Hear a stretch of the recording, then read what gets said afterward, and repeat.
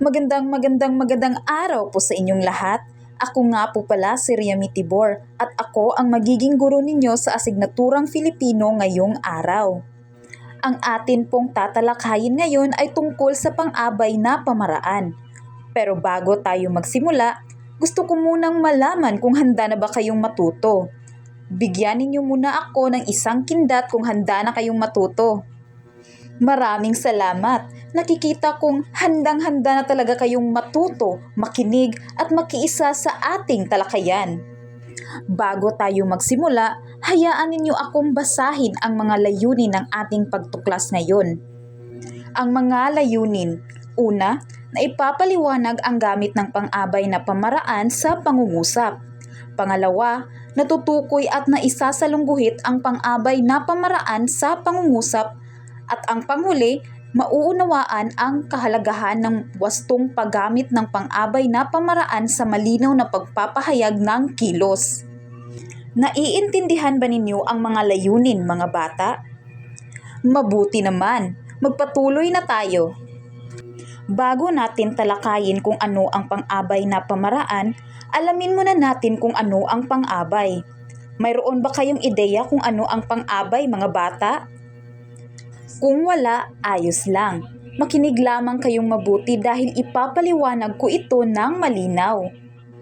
Ang pang-abay ay bahagi ng pananalita na nagbibigay turing o naglalarawan sa pandiwa, pang-uri o kapwa pang-abay.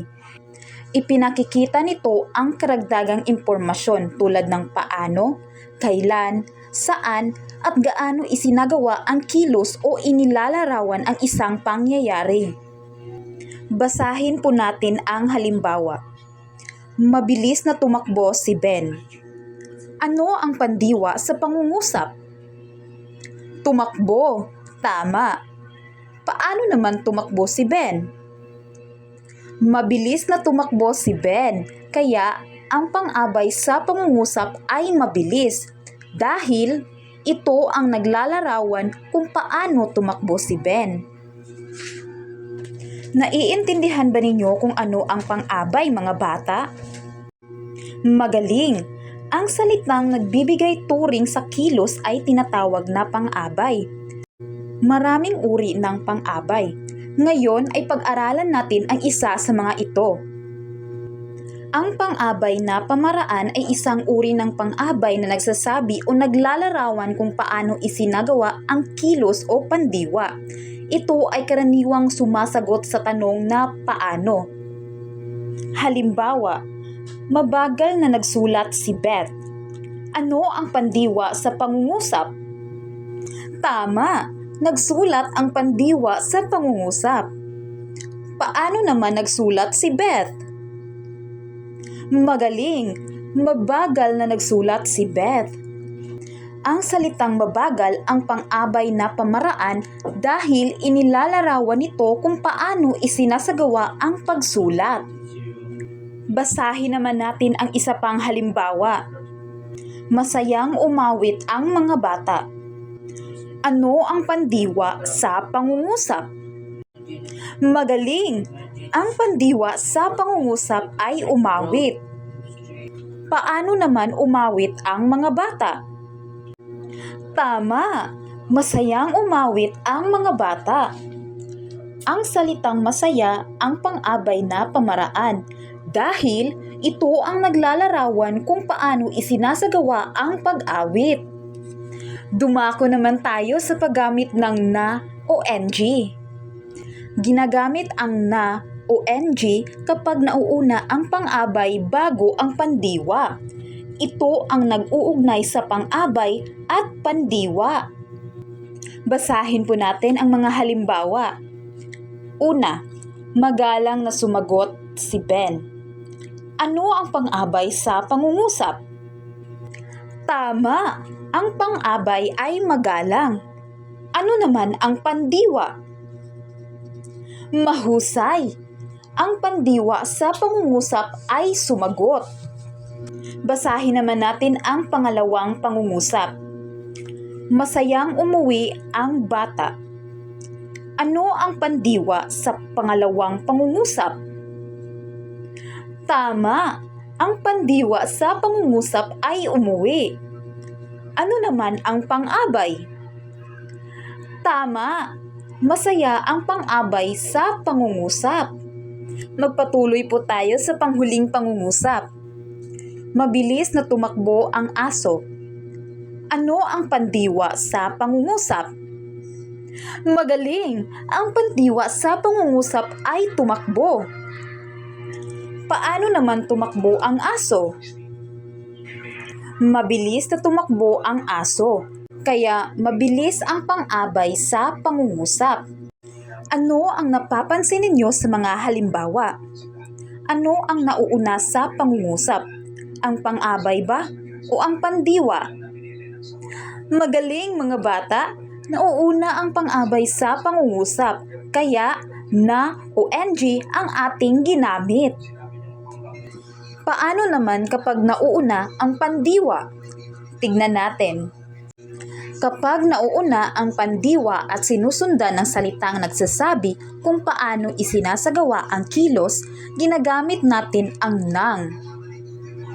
Basahin po natin ang unang halimbawa. Tumakbo ng mabilis ang bata. Ano po ang pandiwa sa unang pangungusap? Tumakbo. Tama. Ano naman ang pang-abay? Tama. Mabilis po yung pang-abay. Ano po ba ang nauuna sa kanila? Ang pandiwa o ang pang-abay? Mahusay mga bata! Nauuna po ang pandiwa at sinusundan ng pang-abay. Magpatuloy na tayo sa pangalawang pangungusap. Sumagot ng magalang si Raldo. Ano po ang pandiwa sa pangalawang pangungusap? Tama! Ang pandiwa ay sumagot. Ano naman ang pang-abay? Magaling mga bata! Ang pang-abay sa pangungusap ay magalang dahil ito ang naglalarawan kung paano sumagot si Raldo. Magpatuloy po tayo sa pangatlong pangungusap. Nagbasa ng tahimik si Bella. Ano po yung pandiwa sa ikatlong pangungusap? Magaling! Ang pandiwa sa pangungusap ay nagbasa. Ano naman ang pang-abay? Tama! Tahimik ang pang-abay sa pangungusap. Basahin naman natin ang panghuling halimbawa. Naglakad ng mabagal ang matanda. Ano ang pandiwa sa huling pangungusap? Tama! Ang pandiwa ay naglakad. Ano naman ang pang-abay? Tama ulit kayo. Ang pang-abay ay mabagal. Dahil ito ang naglalarawan kung paano naglakad ang matanda. Ano ang napapansin ninyo sa mga halimbawa? Mahusay mga bata! Ang pandiwa ang nauuna at sinusundan ito ng pang-abay, kaya nang ang ginagamit sa pangungusap. Basahin po natin ang dalawang pangungusap. Una, maingat na nagsulat si Gerald. Pangalawa, nagsulat ng maingat si Gerald. Sa tingin po ninyo, magkaiba ba ang kahulugan ng dalawang pangungusap? Kung ang sagot ninyo ay hindi, tama po kayo. Hindi po magkaiba ang kahulugan ng pangungusap. Parehas lang sila ng kahulugan. Pareho silang nagsasabi na maingat ang paraan ng pagsulat ni Gerald. Ang kaibahan lamang po ay ang ayos ng pangungusap. Sa unang pangungusap, makikita natin na nauuna ang pang-abay at sinusundan ng pandiwa. Kaya na ang ginamit sa pangungusap. Sa pangalawang pangungusap naman, nauuna ang pandiwa at sinusundan ng pang-abay, kaya nang ang ginamit dito. Ngayong natutuhanan natin ang pang-abay na pamaraan at wastong paggamit ng na, ing at nang, subukan nating sagutan ang mga gawaing ito. Basahin ang bawat pangungusap at punan ang patlang ng angkop na pang-abay na pamaraan. Isulat din ang tamang na, ing o nang sa patlang kasama ng mga pagpipiliang sagot sa ibaba. May 2 minuto kayo upang sagutan ang gawaing ito. Ilagay lamang po sa comment section ang inyong mga sagot.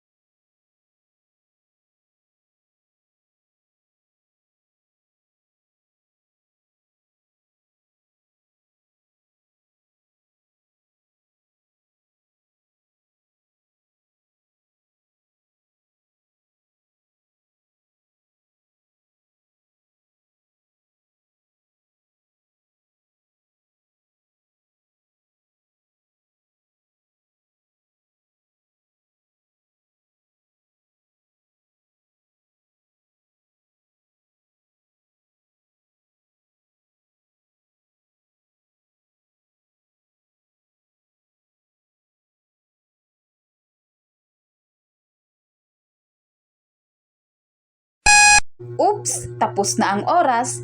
Tignan natin ang tamang sagot at alamin kung tama ang inyong mga kasagutan. Basahin po natin ang tamang sagot sa unang bilang. Si Liza ay nagsalita ng mahinahon sa harap ng klase. Nakalagay na dito ang pandiwa na nagsalita, kaya ang hinahanap na lang natin ay ang pang-abay. Nang ang ginamit dahil nauuna ang pandiwa. Magpatuloy naman tayo sa ikalawang bilang. Maingat na naglinis ng silid-aralan ang mga bata. Dito naman ay pang-abay ang nauuna, kaya na ang ginamit. Ang panghuli naman ay ang mga bata ay nakinig ng tahimik sa guro. Nauuna dito ang pandiwa, kaya otomatikong nang ang gagamitin sa pangungusap. Nauuna dito ang pandiwa, kaya otomatikong nang ang gagamitin sa pangungusap. Paano nga nakinig ang mga bata sa guro? Tama! Tahimik na nakinig ang mga bata sa guro. Kaya tahimik ang pang-abay sa pangungusap. Mga bata, basahin po natin ang dalawang pangungusap. Una, naglakad si Ben. Pangalawa, naglakad ng dahan-dahan si Ben.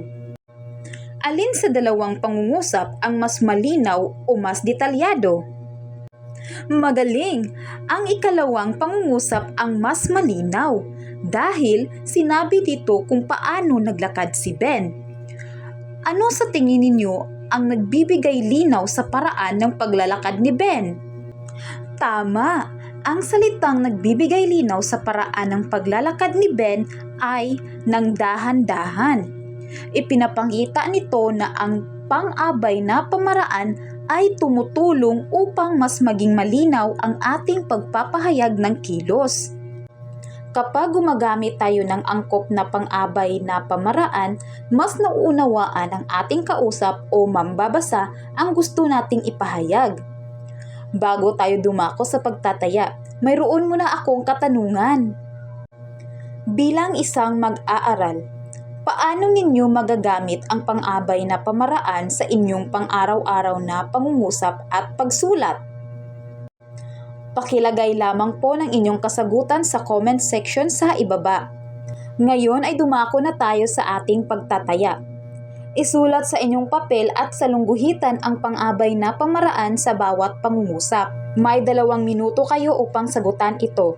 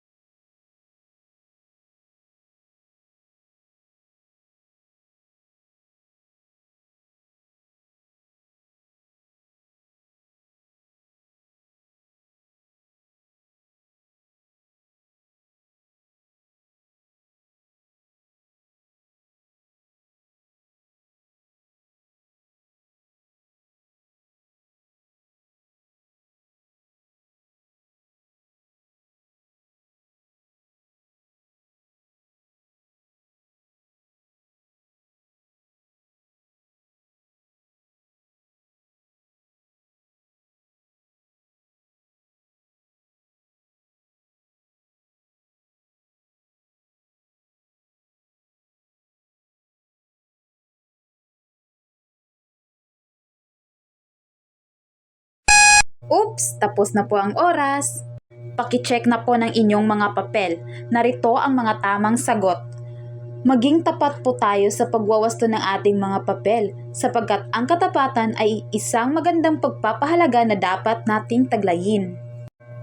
Sa kabuuan, ang pang-abay ay bahagi ng pananalita na nagbibigay turing sa pandiwa, pang-uri o kapwa pang-abay. Ang pang-abay na pamaraan ay isang uri ng pang-abay na nagsasaad kung paano isinagawa ang kilos at sumasagot sa tanong na paano. Sa wastong paggamit ng pang-abay na pamaraan, nagiging mas malinaw, tiyak at mabisa ang ating pagpapahayag sa pagsasalita at pagsulat. Mahalagang matutuhan at maisabuhay ang tamang paggamit nito upang maging epektibo ang ating pakikipag-usap at pagsulat sa araw-araw. Mayroon pa ba kayong mga katanungan, mga bata? Kung wala na, dito na nagtatapos ang ating talakayan sa araw na ito. Maraming salamat sa inyong aktibong pakikilahok at pakikinig. Sana ay may natutuhan kayo tungkol sa pang-abay na pamaraan. Hanggang sa muli, paalam at magandang araw sa inyong lahat!